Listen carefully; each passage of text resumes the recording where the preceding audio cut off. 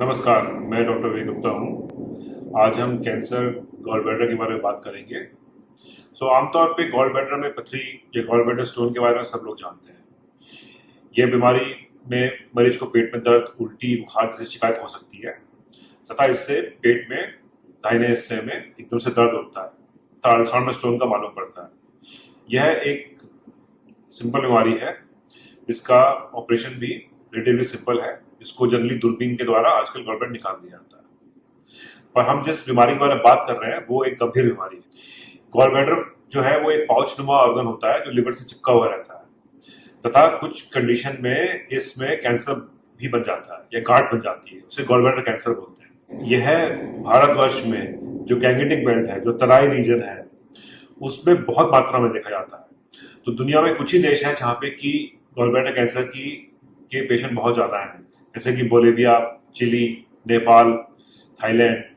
इसके अलावा जो मैंने बताया गैंगेटिक बेल्ट या तराई रीजन में बहुत से पेशेंट हम देखते हैं जो कि गॉल ब्लैडर कैंसर लेके आते हैं। इसमें प्रॉब्लम की बात यह है कि कई बार हम जो पेशेंट देखते हैं वो थोड़े एडवांस स्टेज में आते हैं और वो कैंसर का फैलाव ऑलरेडी हो चुका होता है। उस कंडीशन में इसका ट्रीटमेंट करना मुश्किल होता है। तो इसके सिम्टम हो सकते हैं कि पेट में भारीपन रह रहा है, पेट में अजीब सा दर्द हो रहा है, या फिर बुखार हो रहा है, पीलिया हो रहा है, उल्टी हो रही है, वेट लॉस हो रहा है।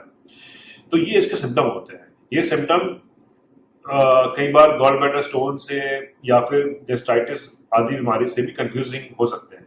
और जब इस बीमारी में अल्ट्रासाउंड किया जाए तो फिर इसमें पत्थर के अलावा एक गांठ भी मिलती है, या फिर हो सकता है कि पत्थर ना हो और सिर्फ गांठ मिले। उसको डॉक्टर सूजन भी बोल सकते हैं, या फिर कई बार कंफ्यूज हो सकते हैं कि कहीं ये सूजन पत्थरों की वजह से तो नहीं है। और एडवांस केसेस में जब गांठ बड़ी हो जाती है तो गांठ लिवर में जाती जाती साफ साफ दिखती है। तो कभी भी ऐसे सिम्टम हो और अल्ट्रासाउंड करने के बाद ऐसा शक मालूम पड़े कि गॉल ब्लैडर में गांठ हो गई है, तो ऐसे कंडीशन में बिना वेट किए, बिना देरी किए तुरंत किसी स्पेशलिस्ट को दिखाना चाहिए। गॉल ब्लैडर कैंसर केस में जो पहली जांच की जाती है वो जनरली सीटी स्कैन की जाती है। वो सीटी स्कैन भी कॉन्ट्रास्ट इनहांस सीटी स्कैन होता है, जिसमें सीटी स्कैन करते समय नसों से दवाई भी दी जाती है। यह सीटी स्कैन करने से मालूम पड़ता है कि गांठ कितनी बड़ी है, गांठ क्या लिवर में फैली हुई है, गांठ क्या गॉल ब्लैडर लिवर के अलावा और कहीं फैली हुई है।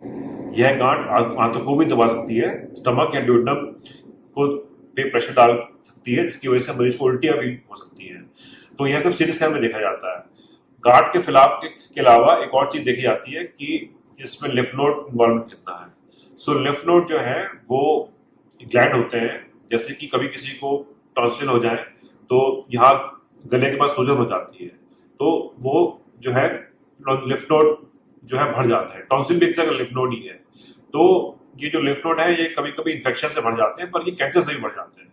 इसमें लिम्फेटिक फ्लूइड नाम का द्रव्य होता है जो कि पूरी बॉडी की कोशिकाओं में जो है इसका स्राव होता रहता है। तो कैंसर जो है वो तीन तरह से फैलता है। एक तो वो डायरेक्ट जो ऑर्गन उसके निकट है उसमें फैल जाता है, दूसरा वो लिम्फ नोड लिम्फेटिक फ्लूइड के थ्रू लिम्फ नोड में फैलता है, और तीसरा वो ब्लड स्ट्रीम के थ्रू किसी और ऑर्गन में भी जा सकता है। जैसे कि गॉल ब्लैडर कैंसर अगर रक्त स्ट्रीम में चला जाए, ब्लड में चला जाए, तो वो लंग्स में, बोन्स में भी फैल सकता है। उसको रूल आउट करने के लिए कई बार डॉक्टर पेट स्कैन की एडवाइस देते हैं। पेट स्कैन में जो कैंसर अगर फैल गया है तो कई बार वो एक बल्ब की तरह जलने लगता है। जो इमेज आती है इस पेट स्कैन की, उसमें एक बल्ब की तरह जलने लगता है, तो मालूम पड़ता है कि भाई ये तो कैंसर ऑलरेडी फैल गया है। तो उस कंडीशन में फिर वो बीमारी एक तरह से लाइलाज हो जाती है। उसमें ऑपरेशन की संभावना नहीं रहती, उसमें पेशेंट को कीमोथेरेपी वगैरह दी जा सकती है और एक पैलेटिव केयर दी जा सकती है, या टेंडर लेवल केयर जिसे बोलते हैं वो दी जा सकती है।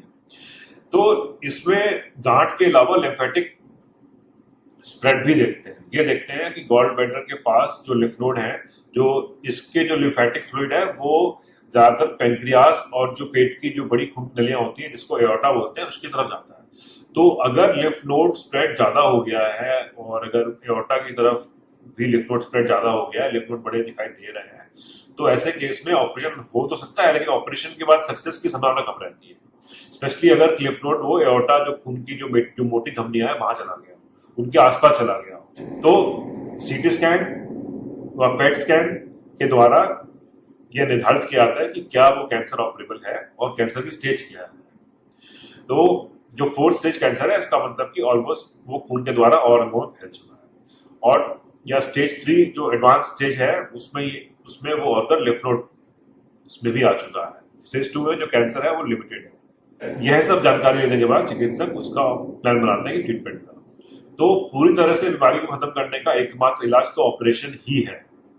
और इस ऑपरेशन में गॉल ब्लैडर के जो कैंसर है वो उसका जो जहां जहां फैलाव है उस पूरे एरिया को निकाला जाता है। इसमें ज्यादातर गॉल ब्लैडर और लिवर का हिस्सा निकाला जाता है, क्योंकि गॉल ब्लैडर लिवर से चिपका होता है, तो कैंसर गॉल ब्लैडर के बाद तुरंत लिवर में इन्वेजन करता है। तो एक लिवर के around margin 1 centimetre healthy margin लेते हुए वो लिवर के हिस्से को निकाला जाता है। उसके अलावा जो खून की नलियां जो लिवर में जा रही है, जो आंतों से लिवर में जा रही है, उसको बोलते हैं हेपेटोड्यूडेनल लिगामेंट। उस लिगामेंट या वो जो लिवर की जो खून की नलियां, जो उसको बोल सकते हैं कि जो लिवर का जो मुहाना है, जहाँ खून की नलियां ट्रेवल कर रही है लिवर की तरफ, उसमें जो ग्लैंड्स हैं, लिम्फ नोड ग्लैंड्स हैं, उनको क्लियर किया जाता है और उसकी सफाई की जाती है। तो इस प्रोसीजर को बोलते हैं हम लोग एक तरह से, इस प्रोसीजर को बोलते हैं एक्सटेंडेड कोलिस्टेक्टमी। कोलिस्टेक्टमी मतलब नॉर्मल गॉल ब्लैडर निकालना, और एक्सटेंडेड मतलब गॉल ब्लैडर के अलावा उसके अराउंड जो एक्सटेंशन हो रहा है कैंसर को, उसको सफाई करना। तो ये ऑपरेशन बड़ा होता है और इसमें लिवर को महीन तरीके से काटा जाता है और जो लिवर का जो इन्वॉल्व हिस्सा है उसको निकाला जाता है। कई बार खून की नलियों के आसपास चिपका होता है, तो उसमें खून की नलियों से सावधानी पूर्वक कैंसर को हटाया जाता है और इसमें खून की नलियों को भी करेक्ट रिपेयर करने की जरूरत पड़ सकती है। ऑपरेशन ये मेजर होता है। ऑपरेशन करीब 4 से 5 घंटे का ऑपरेशन होता है और ये जनरल एनेस्थीसिया में ऑपरेशन होता है। इसके रिकवरी में पेशेंट को 5 से 7 दिन लगते हैं। तो इस ऑपरेशन में 0% रिस्क तो नहीं बोल सकते, थोड़ा रिस्क ऑपरेशन में रहता है, पर वो उसकी जो कॉम्प्लिकेशन रेट है वो अच्छे सेंटर में 4-5% से कम रहना चाहिए और जो मृत्यु का दर है वो भी ऑपरेशन के समय 1-2% से कम रहना चाहिए। और इस ऑपरेशन में खून की भी जरूरत पड़ती है, कई बार 2 से 4 यूनिट खून की जरूरत पड़ सकती है। जो ऑपरेशन के बाद जो गांठ निकाली गई है उसकी बायोप्सी होती है। बायोप्सी में देखा जाता है कि वो गांठ कितनी फैली हुई है और जो लिम्फ नोड निकाले हुए हैं उसमें कितने लिम्फ नोड इन्वॉल्व है, क्या वो नसों में भी चिपका हुआ है या फिर वो नर्व्स में चिपका हुआ है, और उसके आधार पे ऑपरेशन के बाद कीमोथेरेपी के लिए डॉक्टर बोल सकते हैं।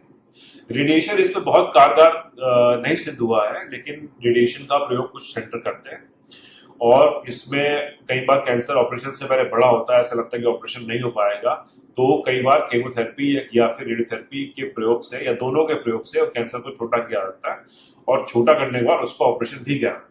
जहां तक इसके रिजल्ट्स, ऑपरेशन रिजल्ट्स की बात करें, अगर शुरुआती कैंसर के शुरुआती दौर में यह ऑपरेशन करा लिया है तो उसके रिजल्ट बहुत अच्छे हैं। अगर कैंसर पूर्ण रूप से निकाल दिया जाए एवं बायोप्सी रिपोर्ट में भी ये साफ हो कि कैंसर पूरी तरह से निकल गया, तक खून की नलियों में नहीं फैला हुआ है और नर्व्स के अराउंड नहीं फैला हुआ है, तो उस केसेस में लाइफ अच्छी खासी प्रोलॉन्ग हो जाती है और इसमें 30 से 40% पेशेंट टोटली कैंसर मुक्त भी हो सकते हैं लाइफ लॉन्ग। लेकिन जो हमारे पास मरीज आते हैं वो ज्यादातर लेट स्टेज में आते हैं, उनका कैंसर काफी बड़ा हो चुका होता है तथा पित्त की नली दबने के कारण पीलिया भी हो चुका होता है। तो पित्त की नली दब भी सकती है, पित्त की नली कैंसर में इन्वॉल्व भी हो सकती है। तो कई बार ऑपरेशन से पहले पीलिया कम करने के लिए या तो एंडोस्कोपी द्वारा या फिर परक्यूटेनियस टेक्निक से नली डालनी पड़ सकती है, ताकि पीलिया ऑपरेशन से पहले पीलिया कम करना पड़ता है, पीलिया कम कर सके। कई बार ऐसे पेशेंट में पित्त की नली दब जाने से पित्त का जो बहाव है वो सही तरीके से नहीं होता, उसमें मरीज को बुखार आ जाता है। उस केस में भी नली डालने की जरूरत पड़ सकती है ताकि पित्त के बहाव को ऑपरेशन से पहले सही तरीके से बाहर जा सके। और फिर ऑपरेशन के समय पित्त की नली भी निकाली जाती है और पित्त की नली को फिर जो लिवर से जो पित्त का स्राव हो रहा है उसको डायरेक्टली आंतों से जोड़ा जाता है। तो मेरी सलाह यही रहेगी कि किसी रोगी को अगर इस तरह के सिम्टम हो कि भूख नहीं लग रही है, पेट में भारीपन रह रहा है और या पेट में दर्द हो रहा है और अल्ट्रासाउंड पे ऐसा कुछ शक हुआ है कि गॉल ब्लैडर में गांठ है, तो बिना किसी विलंब के आप एक स्पेशलिस्ट को दिखाएं। और कई बार हम देखते हैं कि पीलिया होने पे देसी दवाई शुरू कर दी जाती है तथा विभिन्न तरह के टोटके इस्तेमाल करने किए जाते हैं। हमारे ज्यादातर मरीज जब आते हैं पीलिया के साथ तो गले में कुछ माला या ताबीज पहन के आते हैं, तो वो सब ठीक है, लेकिन इसमें डॉक्टरी उपचार अगर देर हो जाए तो फिर उस पेशेंट की जान नहीं जाएगी। अंत में मैं यही कहना चाहूँगा कि इस बीमारी का समय रहते अगर इलाज किया जाए तो मरीज को एक नई जिंदगी मिल सकती है। धन्यवाद।